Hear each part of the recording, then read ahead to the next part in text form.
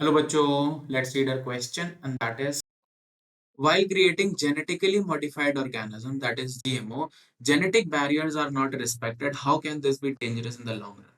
हमें यहाँ बताना है कि भाई जैसे ये GMOs होते हैं that is genetically modified organism, तो जब इनको क्रिएट किया जाता है तो जेनेटिक बैरियर्स का ध्यान नहीं रखा जाता और ये कैसे डेंजरस होते हैं फिर लॉन्ग टर्म के लिए। सो जो जेनेटिक हम कह सकते हैं मॉडिफिकेशन जिसके बारे में हम यहाँ पे अल्टीमेटली बात कर रहे हैं that is genetic modified organism. So genetic modification unpredictable है क्योंकि अभी हमारे पास पूरी नॉलेज नहीं। So here we can say that genetic modification of organisms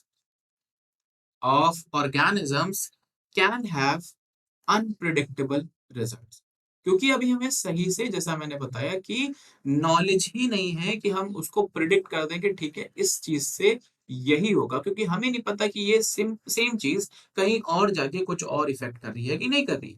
so when such organisms are introduced into the ecosystem unpredictable results मिलेंगे भी कब? When such when such organisms, अभी क्या था क्योंकि हमने ये ऑर्गेनिजम्स लैब में बनाए थे तो एनवायरनमेंट अलग था, इकोसिस्टम अलग था।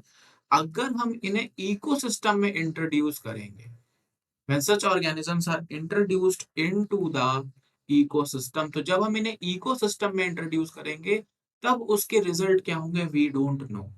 And that is why we say कि रियल मॉडिफिकेशन जो हो रहा है या रियल जेनेटिक मॉडिफिकेशन उसके आफ्टर इफेक्ट्स के बारे में ही हम सबसे ज्यादा वरी करते हैं और कहते हैं इसीलिए कि ये डेंजरस है long run because we don't know what will happen.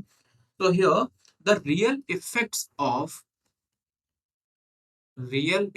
Of gene manipulation और what you can say genetic manipulation, उसका एक्चुअल इफेक्ट तो हमें अभी पता ही नहीं चला।